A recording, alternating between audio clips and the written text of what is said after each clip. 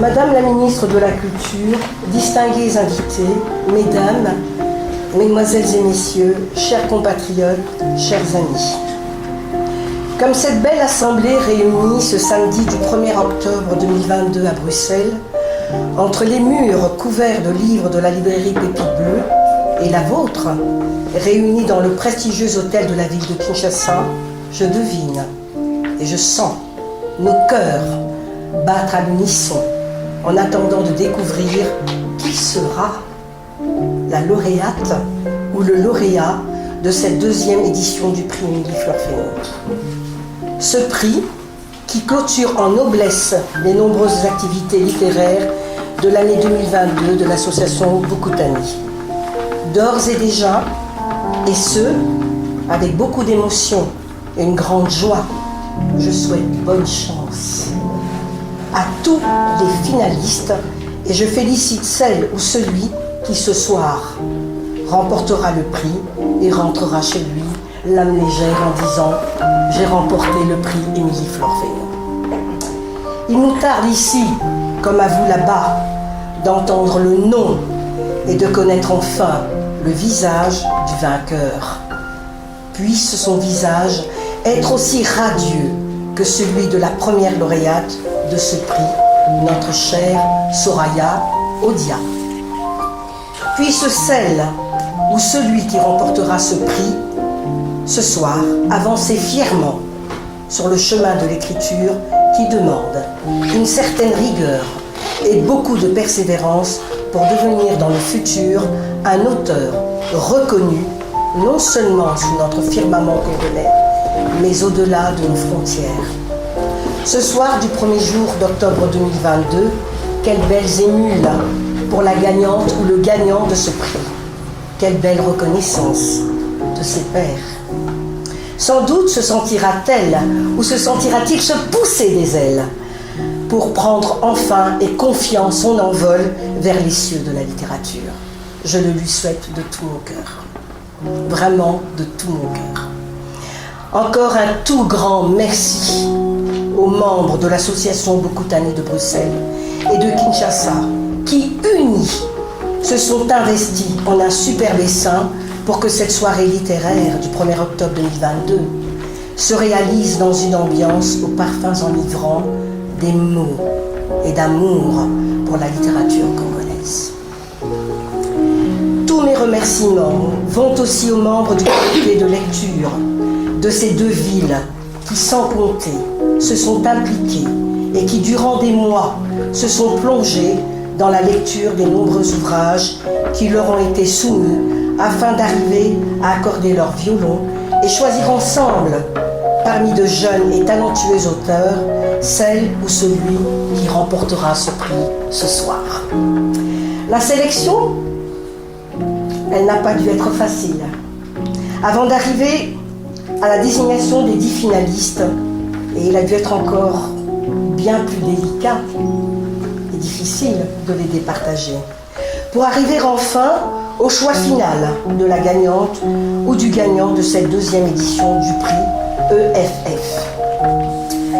À ceux qui ont participé à ce concours littéraire et qui ont espéré gagner ce prix, tous mes bravos et mes vifs encouragements, car comme l'a dit l'évêque de Pennsylvanie, Ethelbert Talbot, qui a été repris par de Coubertin, l'essentiel n'est pas d'avoir vaincu, mais de s'être battu.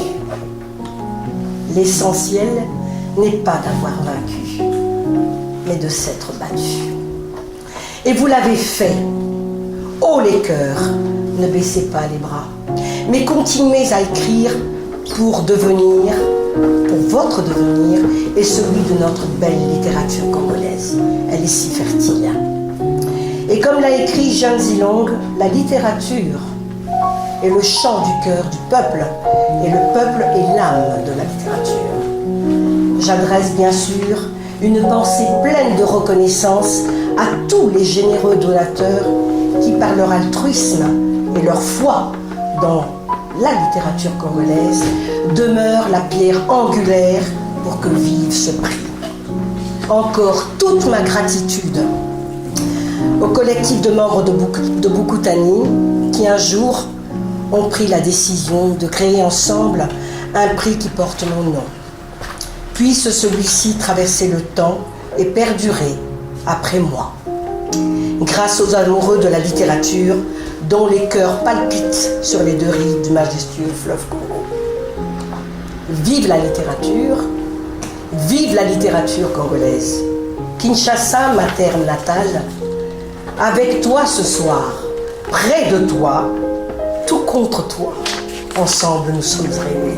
Merci à tous.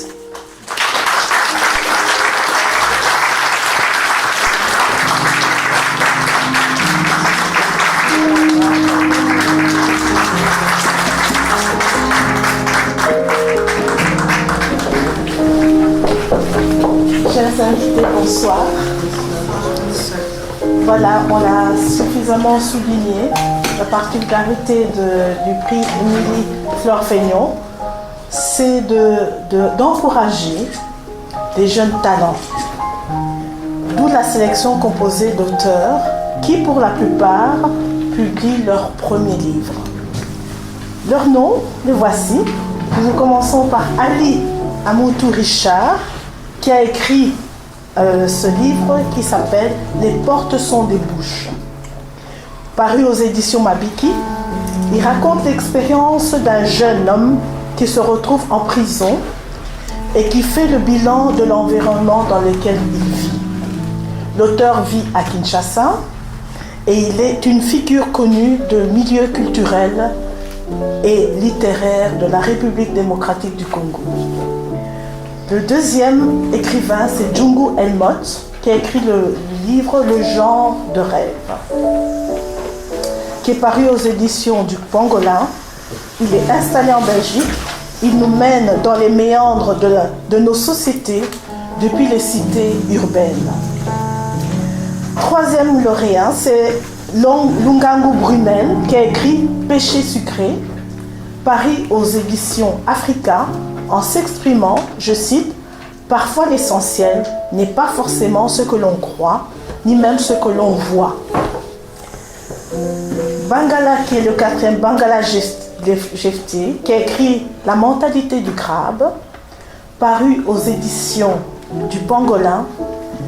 Ayant écrit une pièce de théâtre, ce jeune auteur dépeint une société dans laquelle le plaisir de certains consiste à empêcher les autres de s'épanouir, d'évoluer et d'avancer. Il est étudiant en droit à l'université de Kinshasa.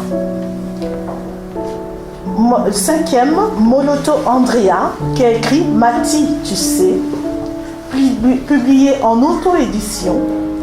Elle nous présente une autobiographie au sujet de l'atteinte d'un rêve par des leçons de vie.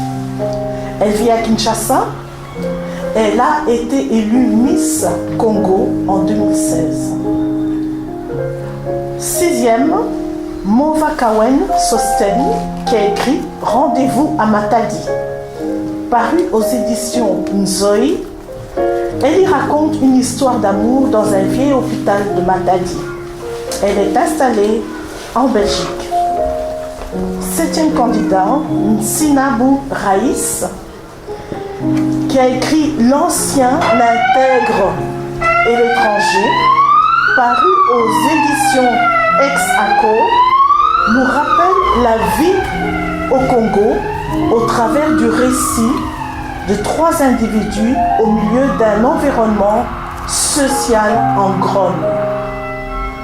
Huitième candidat, Sona Mwinda Babiche, a écrit L'Immortel en auto-édition. Par son livre, elle suscite l'envie de lire. Elle y relate la vie quotidienne dans la ville de Kinshasa, dans la commune de Bandal plus précisément. Neuvième candidat, Elvis Ntambwe Mapwele, a écrit Makila. Ce jeune auteur est né à Kinshasa et est installé en France. Il nous livre le récit difficile et dure de la réalité des enfants soldats. 10e candidat et dernière, Jessica Dumba a écrit L'absence d'une mère. Paru aux éditions Africa, par son livre, nous découvrons l'histoire de deux jumelles abandonnées par leur mère. Elles devront faire face à toutes sortes de difficultés et les surmonter pour vivre leurs rêves. La jeune auteure vit à Kinshasa et participe à la vie culturelle et littéraire dans la ville. Nous leur souhaitons à tous et à toutes, du succès dans leur chemin d'écriture. Je vous remercie.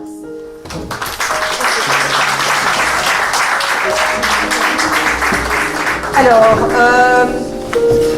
l'auteur à qui est décerné le prix Émilie Fleur-Fénion 2022 a écrit un livre qui est arrivé en tête à l'unanimité du comité de lecture. Il a retenu l'attention du comité en raison de sa qualité, de son écriture, de sa narration, de son rythme et de sa sagesse.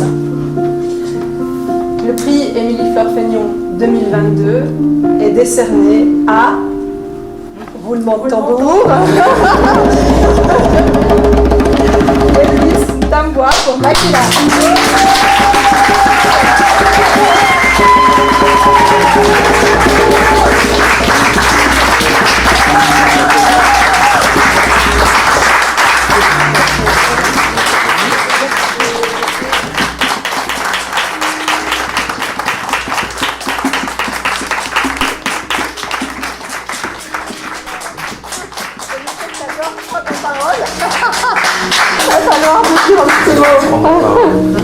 Alors, bonsoir tout le monde. Moi, c'est Tina Kinshasa. Ça fait plaisir de voir autant de personnes réunies autour des livres. Pour faire sens, c'est un porteur de communication, de messages. Et le livre Makila, qui a gagné, bravo au jury parce que je n'étais pas là, c'est pas j'ai commencé casse-tête.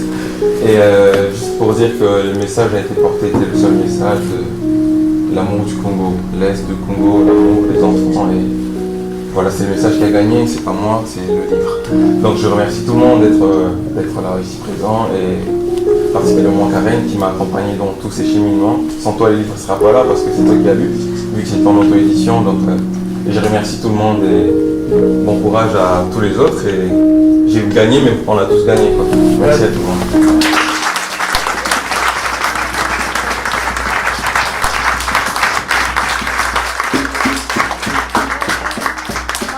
Il posa sa main sur la table bancale devant moi afin de se lever. Ses jambes frêles tremblaient avec une forte intensité. Il me déshabilla, puis prit une poudre noire, telle de la braise, qu'il mélangea avec de l'eau, qu'il appliqua sur toute la surface de mon corps, afin que je devienne invisible au bal et que, chaque soir, lors de mes déplacements nocturnes, que je sois assortie aux nuits sans lune, plus noires et sombres que l'obscurité.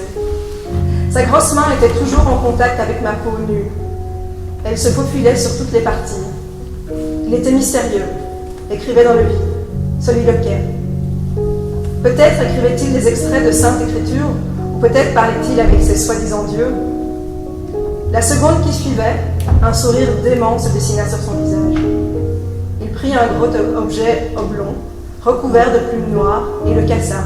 Une odeur nauséabonde monta et agressa mes narines.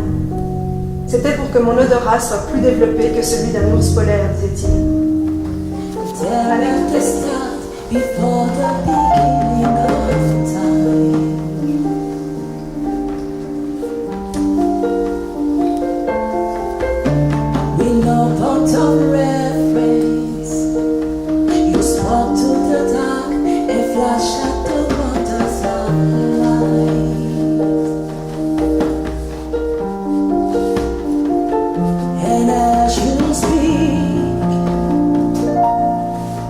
A hungry